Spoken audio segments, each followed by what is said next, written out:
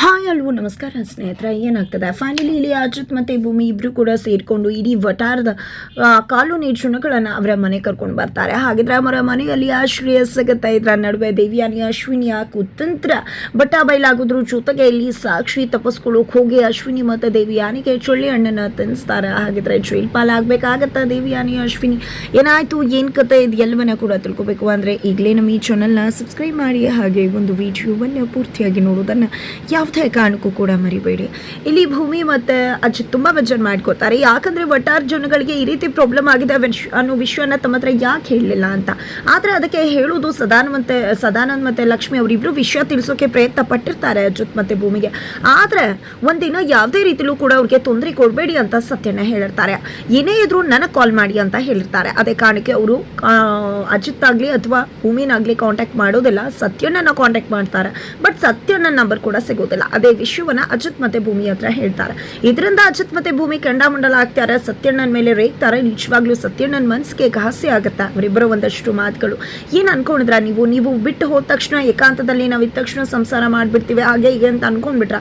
ಯಾಕೆ ಈ ರೀತಿ ಎಲ್ಲ ಭಾವಿಸ್ತೀರಾ? ಇವತ್ತು ಈ ಸ್ಥಿತಿಗೆ ಬಂದಿದೆ ಅಂದ್ರೆ ಅದಕ್ಕೆ ನೀವೇ ಕಾರಣ ಆಗ್ಬಿಟ್ರಲ್ಲ ಸತ್ಯಣ್ಣ, ನಿಮ್ಮಿಂದಾನೇ ಅಲ್ವಾ ಇಷ್ಟೆಲ್ಲ ಆಗಿದ್ವು, ಇಲ್ಲ ಅಂತಂದ್ರೆ ಇಷ್ಟೆಲ್ಲ ನಡೀತಾನೆ ಇರಲಿಲ್ಲ ಅಂತ ಅಚ್ಯುತ್ ಹೇಳ್ತಿದ್ದಾರೆ. ಈ ಕಡೆ ಭೂಮಿ ಕೂಡ ಹೌದು ಸತ್ಯಣ್ಣ, ಯಾಕೆ ನೀವು ಅರ್ಥ ಮಾಡ್ಕೋತಾ ಇಲ್ಲ? ನೀವು ಆ ರೀತಿ ಬಿಟ್ಟು ಹೋದ ತಕ್ಷಣ ನಾವಿಬ್ರು ಚೆನ್ನಾಗಾಗ್ತೀವಿ ಒಂದಾಗ್ತೀವಿ ಅಂತ ಅನ್ಕೊಳ್ಳೋದು ನಿಮ್ಮ ಭ್ರಮೆ. ದಯವಿಟ್ಟು ಈ ರೀತಿ ಮಾಡಬೇಡಿ, ಇವತ್ತು ಅವರೆಲ್ಲ ಅನುಭವಿಸೋದಕ್ಕೆ ನೀವು ಕಾರಣ ಆಗ್ಬಿಟ್ರಿ ಅಂತ ಭೂಮಿ ಹೇಳ್ತಾರೆ. ದಯವಿಟ್ಟು ನನ್ನನ್ನು ಕ್ಷಮಿಸ್ಬೇಡಿ, ನೀವಿಬ್ರು ಕೂಡ ನಾನು ನಿಮ್ಮೊಬ್ಬರನ್ನ ಒಂದು ಮಾಡಬೇಕು ಅನ್ನೋ ಯಾವುದೋ ಆಲೋಚನೆಯಲ್ಲಿ ಈ ರೀತಿ ಮಾಡಿಬಿಟ್ಟೆ. ಬಟ್ ನಾನು ನಿಜವಾಗ್ಲೂ ಗೊತ್ತಿರಲಿಲ್ಲ. ಒಂದಿನ ಕಾಲ್ ಮಾಡಬೇಡಿ ಅಂತ ಹೇಳಿದ್ರೆ ಇಂಥ ಒಂದು ದೊಡ್ಡ ಅನಾಹುತ ಸಂಭವಿಸುತ್ತೆ ಅನ್ನೋದು ಅಂತ ಹೇಳ್ತಿದ್ದಾರೆ. ನೋಡಿ ಸತ್ಯಣ್ಣ, ನೀವು ನನಗೆ ಅಣ್ಣನಿಗಿಂತ ಹೆಚ್ಚು. ನಿಜ ಹೇಳಬೇಕು ಅಂದರೆ ನಿಮಗೆ ನಾನು ಈ ರೀತಿಯಾಗಿ ಮಾತಾಡಿದ್ರಿಂದ ನನ್ನ ಮನಸ್ಸಿಗೆ ಬೇಜಾರಾಗ್ತದೆ. ದಯವಿಟ್ಟು ಅರ್ಥ ಮಾಡ್ಕೊಳ್ಳಿ. ನನ್ನ ಮತ್ತು ಭೂಮಿಯ ರಿಲೇಷನ್ಶಿಪ್ ಜಸ್ಟ್ 9 ತಿಂಗಳಿರೋದು ಅಷ್ಟೇ. ಇನ್ನು ಆ 9 ತಿಂಗಳಾದಮೇಲೆ ನಾನು ಯಾರು ಭೂಮಿ ಯಾರು ಅಂತ ಹೇಳ್ತಿದ್ದಾರೆ. ಈ ಕಡೆ ಭೂಮಿ ಕೂಡ ಹೌದು ಸತ್ಯಣ್ಣ, 9 ತಿಂಗಳಲ್ಲಿ ನಿಜವಾಗ್ಲೂ ನನಗೂ ಅಜಿತ್ ಸಾಹೇಬ್ರಿಗೂ ಸಂಬಂಧ ಇರುವುದಿಲ್ಲ. ಅದಾದ ನಂತರ ನಾನೇ ಬೇರೆ, ಅಜಿತ್ ಸಾಹೇಬ್ರೆ ಬೇರೆ. ಆದರೆ ಒಂದೇ ಒಂದು ರಿಲೇಷನ್ಶಿಪ್ ಉಳ್ಕೊಳ್ಳುತ್ತೆ ಅಂದರೆ ಅಣ್ಣ ತಂಗಿ ಸಂಬಂಧ. ಅದು ಯಾವುದೇ ಕಾರಣಕ್ಕೂ ಕೂಡ ದೂರ ಆಗೋದಿಲ್ಲ. ನಮ್ಮಿಬ್ಬರ ಸಂಬಂಧದ ಹೆಚ್ಚಾಗಿ ನಿಮ್ಮ ಮತ್ತು ಸಾಹೇಬ್ರ ಫ್ರೆಂಡ್ಶಿಪ್ ಕೂಡ ನಿಜವಾಗ್ಲೂ ನಾನು ಎಲ್ಲೂ ನೋಡಿಲ್ಲ. ಅಂತ ಅಪರೂಪದ ಫ್ರೆಂಡ್ಶಿಪ್ ನಿಮ್ಮದು. ನೀವು ಯಾವತ್ತೂ ಕೂಡ ಇದೇ ರೀತಿ ಚೆನ್ನಾಗಿರಬೇಕು ಅನ್ನೋದು ನನ್ನ ಆಸೆ ಅಂತ ಕೂಡ ಹೇಳ್ತಾರೆ. ಈ ಕಡೆ ಖಂಡಿತವಾಗ್ಲೂ ನನ್ನಿಂದ ತಪ್ಪಾಗಿದೆ, ದಯವಿಟ್ಟು ಕ್ಷಮಿಸಿ. ನೀವು ಹೇಗೆ ನನ್ನ ಮತ್ತು ಅಜಿತ್ ಫ್ರೆಂಡ್ಶಿಪ್ ಬಗ್ಗೆ ಮಾತಾಡಿದ್ರು ಹಾಗೆ ನನಗೂ ಕೂಡ ನಿಮ್ಮಿಬ್ಬರ ಸಂಬಂಧ ಸೀತಾರಾಮನ್ ಥರ ಕಾಣಿಸುತ್ತೆ. ನಾನು ನಿಮ್ಮ ನಡುವೆ ಆಂಜನೇಯ ಥರ ಅಂತ ಅನ್ನಿಸ್ತೀನಿ ಅಂತ ಅಲ್ಲೂ ಕೂಡ ನೀವಿಬ್ರು ಒಂದಾಗಬೇಕು ಅನ್ನೋ ರೀತಿಲೇ ಮಾತನಾಡ್ತಾರೆ ಸತ್ಯಣ್ಣ. ಇದರ ನಡುವೆ ಅತ್ತ ಕಡೆ ಕಾಲ್ ಮಾಡ್ತಿದ್ದಾರೆ ಸಾಕ್ಷಿ. ಕಾಲ್ ಮಾಡಿದಾಗ ಇತ್ತ ಕಡೆ ಕಾಲ್ ಕಟ್ ಮಾಡಿಬಿಡ್ತಾರೆ ಸತ್ಯಣ್ಣ. ನನ್ನ ಕಾಲ್ನೇ ಕಟ್ ಮಾಡುವಷ್ಟು ಕೊಬ್ಬ ಸತ್ಯಗೆ ಎಷ್ಟು ಇರಬೇಕು ಅಂತ ಅನ್ಕೊಂಡಿದ್ದೆ. ಸಾಕ್ಷಿ ಕೆಂಡಾಮಂಡಲ ಆಗ್ತಿದ್ರೆ ಇತ್ತ ಕಡೆ ಯಾರ್ದು ಕಾಲೇ ಕಟ್ ಮಾಡಿದ್ರೆ ಸತ್ಯಣ್ಣ ಮಾತಾಡಬೇಕಿತ್ತು ಅಂತ ಭೂಮಿ ಹೇಳಿದಕ್ಕೆ ನಿಮ್ಮಷ್ಟು ಇಂಪಾರ್ಟೆಂಟ್ ಅಲ್ಲ ಅವರು ಅಂತ ಹೇಳ್ಬಿಡ್ತಾರೆ ಸತ್ಯಣ್ಣ. ತದನಂತರ ಇಲ್ಲಿ ಸತ್ಯಣ್ಣ ಹಾಗೆ ಭೂಮಿ ಅಜಿತ್ ಎಲ್ಲರೂ ಕೂಡ ಮತ್ತೆ ಒಳಗಡೆ ಹೋಗ್ತಾರೆ. ಅವರು ಒಂದು ಹಾಸ್ಪಿಟಲಿಂದ ಡಿಸ್ಚಾರ್ಜ್ ಆಗಿ ಹೋಗಬೇಕಾಗಿದೆ ಎಲ್ಲರೂ ಕೂಡ. ಬಟ್ ಎಲ್ಲಿಗೆ ಹೋಗೋದು ಅಂತ ಗೊತ್ತಿಲ್ಲ.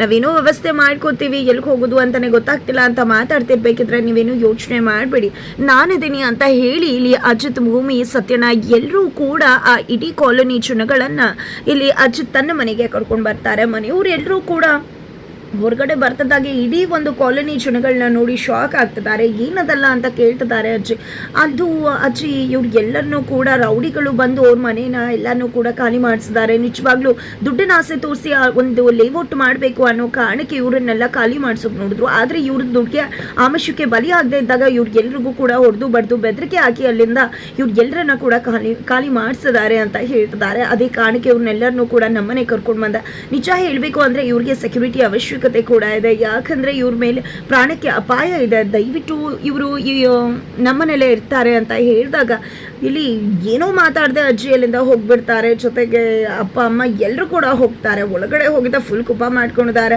ನಮ್ಮಿಂದ ನಿಮ್ಗೆ ಯಾಕೆ ತೊಂದರೆ, ನಾವು ಎಲ್ಲೋ ಹೋಗ್ತೀವಿ ಬಿಡಿ ಸಾಹೇಬ್ರೆ, ಖಂಡಿತವಾಗ್ಲೂ ಪೊಲೀಸ್ ಸ್ಟೇಷನ್ ಮುಂದೆ ಗ್ರೌಂಡ್ ಇದೆ ಅಲ್ವಾ, ಅಲ್ಲಿ ಉಳ್ಕೋತೀವಿ ಅಂತ ಸದಾನಂದ ಹೇಳ್ತಾರೆ.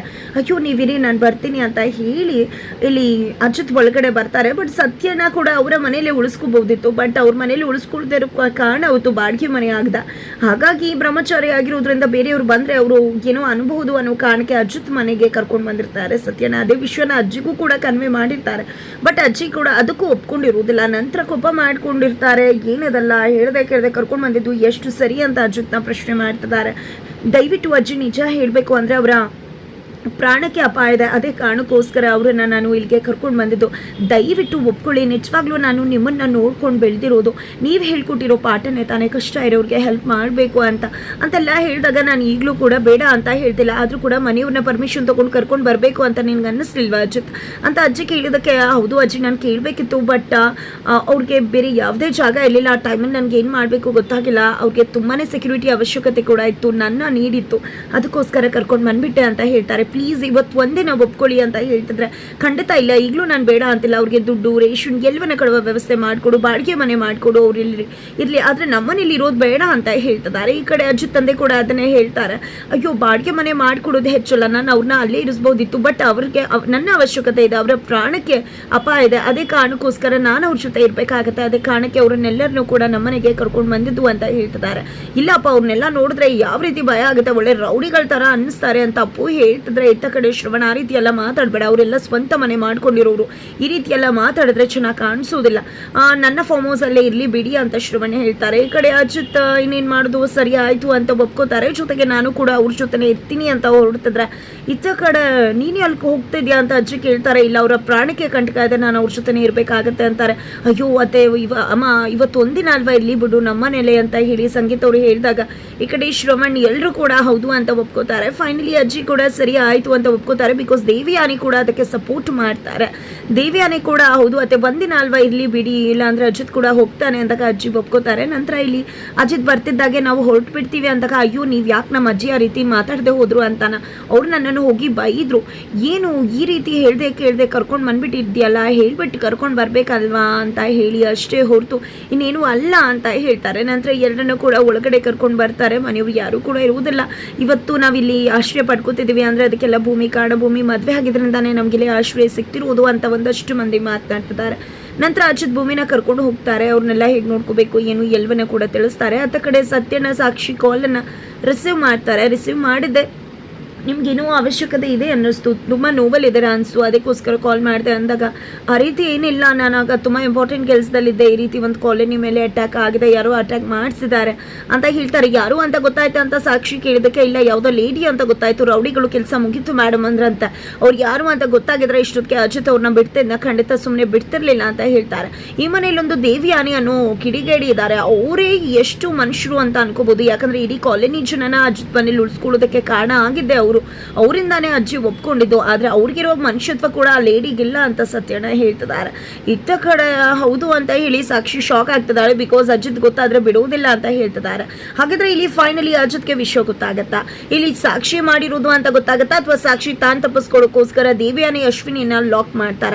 ಹಾಗಿದ್ರೆ ದೇವಿಯಾನಿ ಮತ್ತೆ ಅಶ್ವಿನಿನ ಮನೆಯಲ್ಲೇ ಅರೆಸ್ಟ್ ಮಾಡಿ ಬಿಡ್ತಾರ ಅಜಿತ್? ಹಾಗಿದ್ರೆ ಕಂಬಿಯಿಂದ ನಿಲ್ಬೇಕಾಗತ್ತಾ ದೇವಿಯಾನಿ ಮತ್ತೆ ಅಶ್ವಿನಿ? ಏನಾಗುತ್ತೆ ತಿಳ್ಕೊಬೇಕು ಅಂದ್ರೆ ಮುಂದಿನ ವಿಡಿಯೋಗೆ ವೇಟ್ ಮಾಡೋದನ್ನು ಮರಿ.